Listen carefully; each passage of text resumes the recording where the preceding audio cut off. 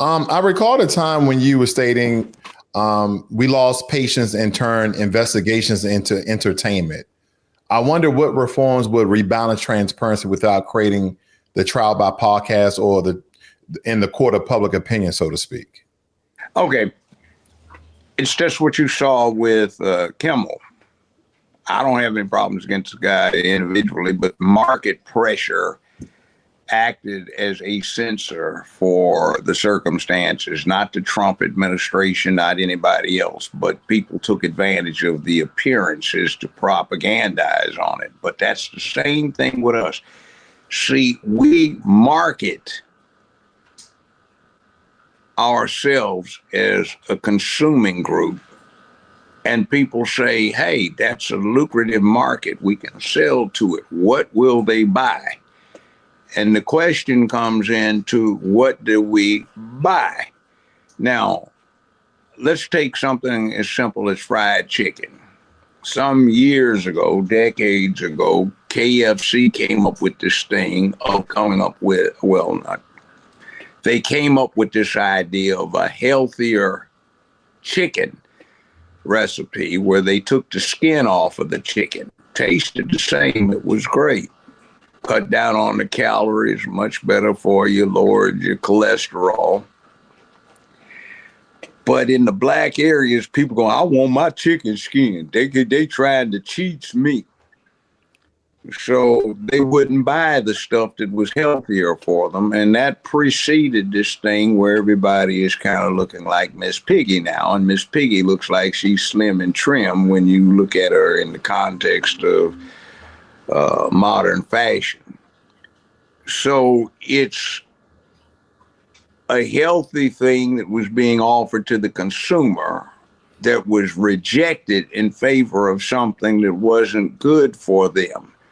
We reject a lot of what we could get because we want stuff that's not good for us. This whole blaxploitation thing that started off more than a half century ago was predicated on appealing to the lowest common denominator in the black community. Some people said, we've got to save this movie industry, so we're going to appeal to a new group, but we can't do stuff where it's high flown, where we start showing examples of how great black people can be. The ordinary black person or Afro-American at the time would not buy into that. So let's glorify pimps, hoes, drug dealers, murderers, thieves, etc., burglars, and the criminal element, and basically immorality. So who's behind that though? And they'll come flock. What's that? I was asking who's behind the depiction of. Well, this is how it developed. Color television had screens that looked like my posters back here at the center. They were about this big around and they were round. And then in the late 1960s, they started getting square and as big as black and white TVs. That was killing the Hollywood movie industry. In 1967, 68, you could, as an adult, go to a movie theater for 25 cents, 50 cents, and you'd get two movies, 2 or 3 cartoons, a special newsreel. You could walk in anytime you wanted, see what was played, see the next movie, sit through what you missed, or just stay there all night long if you didn't have anything else to do. Popcorn was a nickel. All right. And every Thursday and Sunday, they changed movies. So the studios had to produce a lot of movies. And they were going broke in competition with color television. So some young folk came in with this idea, instead of charging a quarter or 50 cents for the movie, let's charge $1.25 or $1.50, which is like $40 now. The way we looked at it then, and we will play it as long as people will come to it so we can maximize our take out of it. Now, the younger crowd that got into Hollywood was saying, look, there is this untapped black audience, these Afro-American folk. Let's go get them. Well, what are we going to show them? So they would have something of a debate, which I got the tail end of years later when I heard some of the people recalling the debate. And it was, let's not deal with the high-flown stuff. Let's go to the low common denominator. So they started setting up blaxploitation movies. Now, who was promoting this? Well, at the same time, the NAM was going on. 67, 68 resulted in the Tet Offensive. King got assassinated. Kennedy got assassinated. All kinds of things were going off. George Wallace wound up getting shot, et cetera, et cetera, et cetera. There was great disenchantment with the American system amongst the youth. All right. You had the following groups out there all over the country that were man haters. You had the feminists who hated that they were not men who were in on this. You had certain lesbians who just hated men in general. You had the beta boys that hated that they were not strong men. You had some of the gay boys that hated that they were men. And then you had the anti-war crowd that was into this crazy stuff. Man, war is a bad thing, man. We are off into all of this stuff about principle, man, and honor, and we kill each other, man. It should be about love, man. We need to be in touch with our emotions, man, instead of being so uptight, man. Trying to do what we do, man, you know?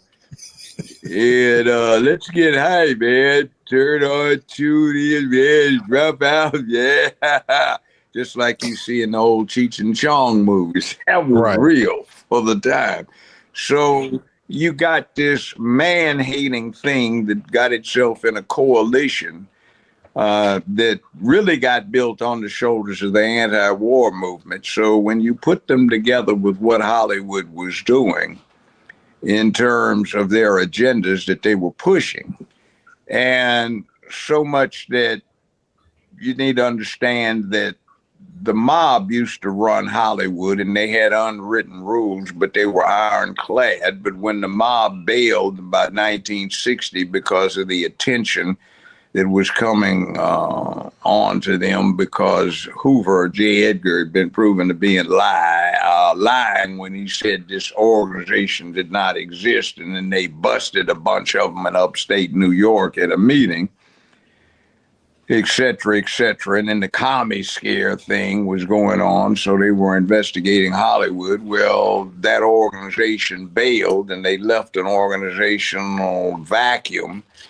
because there were no rules and certain people were able to exploit them. So you put this package together where the same entities who were anti-masculine wound up taking control of the communications industry, the entertainment industry, and the news industry. And they found that they could control the music. Like there was a guy named Norby Walters. He was a character. He was a gangster. And he supposedly, back in the late 60s, had Berry Gordy of Motown pistol whipped. So he started taking 15% off of the top. And we heard that rumor in the streets. And lo and behold, years later, I actually had a conversation with the man in question, and he verified it. So you started getting the music industry corrupted into something that was making money and relying upon what was Hollywood to produce a counterpart, a point rather. Masculinity was being de-emphasized and blasphemed all through the Western world. So young males, white, black, brown, red, yellow, whether they were in Tokyo, Berlin, Moscow, Rome, Pretoria, the U.S., Australia, they wanted and craved masculinity. So rap fit right into it because it looked all so overt. You saw the dude rapping and he was bragging about moving his grams and his cigars and shrimps and all this other dysfunctional nonsense. And they had a bunch of half-naked women dancing on stage, which looked like a fantasy, but actually was kind of sick because that's what his mama, grandmama, and favorite aunts all looked like during July when they were trying to get laid, because there was this welfare thing that says have all the babies you want, they will be taken care of. So the enterprising female decided to say, oh, we're being empowered. We don't need these men. Get them out of the way. Just let them be baby daddies and be studs. So we can have 7, 8, 9, 10 babies and send them off to the grandmamas who will take care of them because they're feeling guilty about not raising their boys or girls right. And we can pocket the check.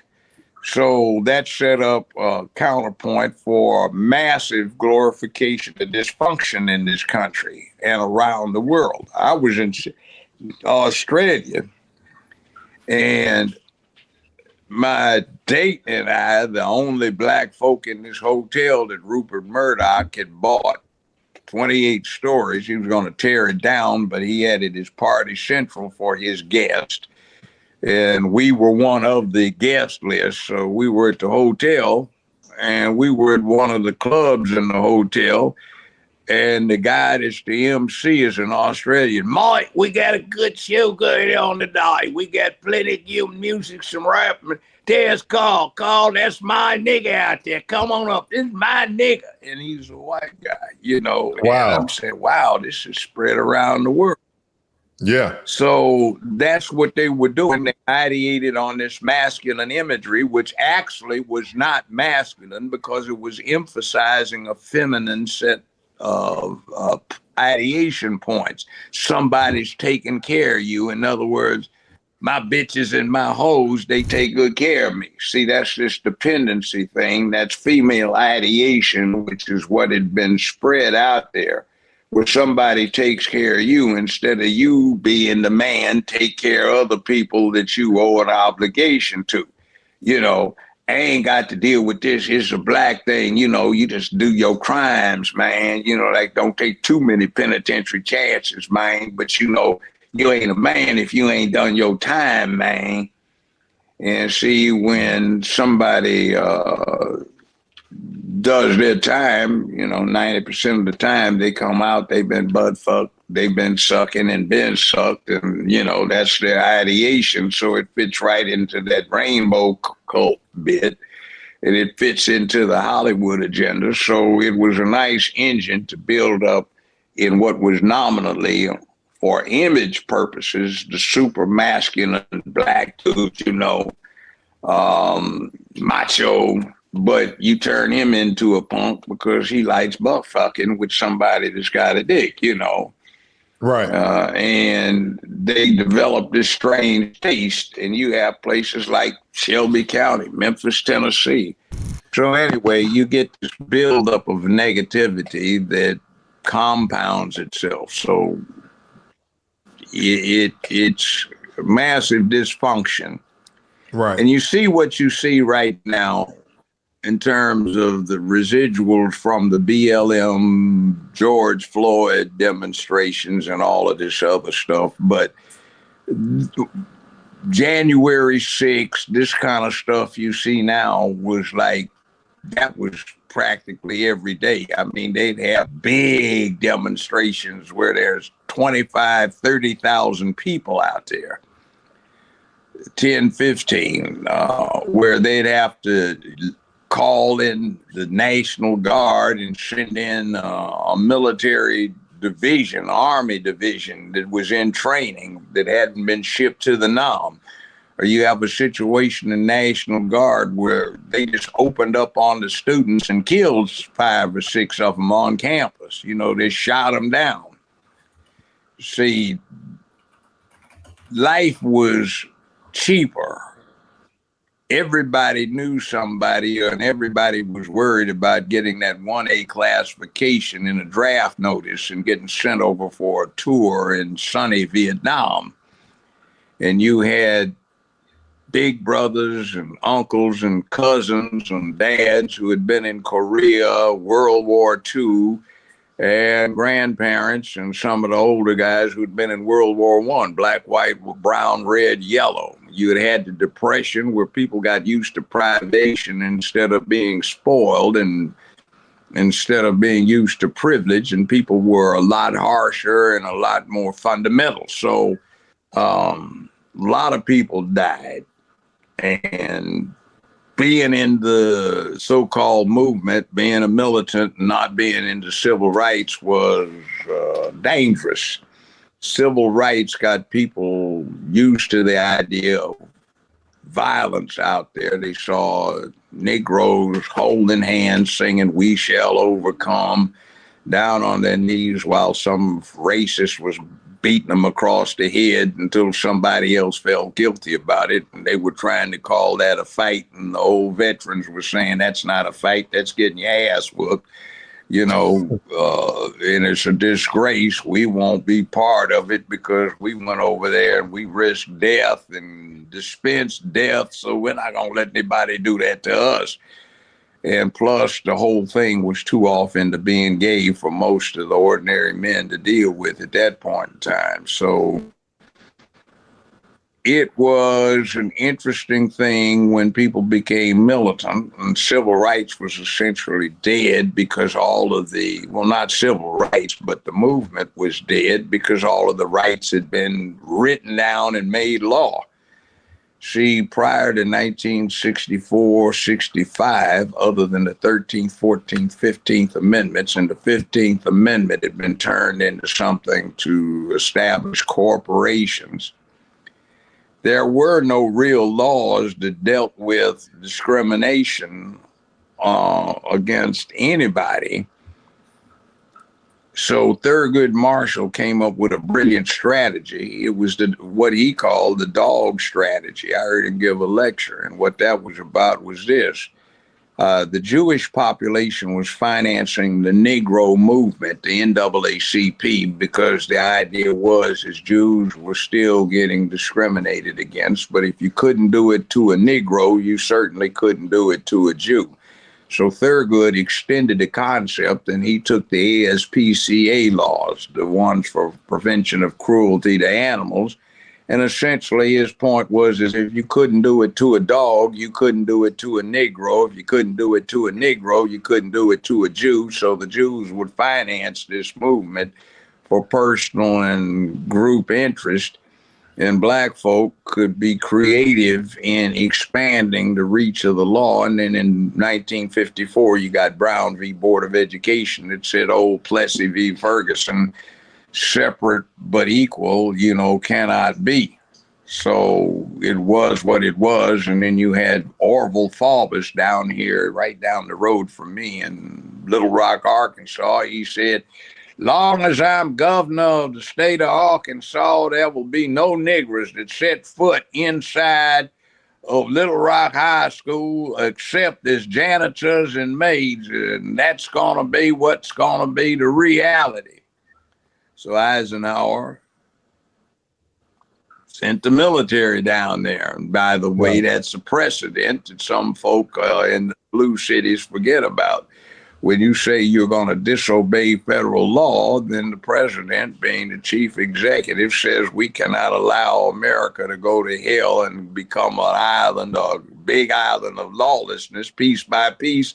So if the locals can't stop it, the county can't stop it, the state can't stop it, the feds will stop it. And if we need to, we'll send in the army, which is what they do and have been doing for a long, long time. So that's where we are right now. We've got all of these precedents out there. We've got a set of circumstances that lead to public civil disorder. But in the scheme of things, it's nowhere as bad as it was in the 60s, and certainly not as bad as it was in the 19 teens and 20s. So, I mean, when you had a labor demonstration, the management used to send out guys not with a Glock strapped on hip. They sent them out with Thompson submachine guns and 12-gauge riot guns to put down the disturbance. The Army showed up, National Guard showed up, the unions showed up, and the mob might be backing the unions and might be backing the employers. So, it was a real nasty situation. You had prohibition, and you got a lot of organized crime things set up, and they got well financed and got huge bank accounts, and they started putting their money in mainstream banks, some of which are very big to this day because of that. You got families set up in politics like the Kennedys. Joe Kennedy was a gangster in Boston who was allegedly the person that did the hits for Al Capone. Wow. And if you watch Road to Perdition with Tom Hanks, the character he worked for was based on Joe Kennedy. If you watch Liam Neeson in Marlowe, which was a very interesting detective thing based on a bunch of books. The villains in there were interesting. You had Alfred Hitchcock mentioned by name, and you had the American ambassador to England, who was the organized crime figure behind the racket that he had exposed.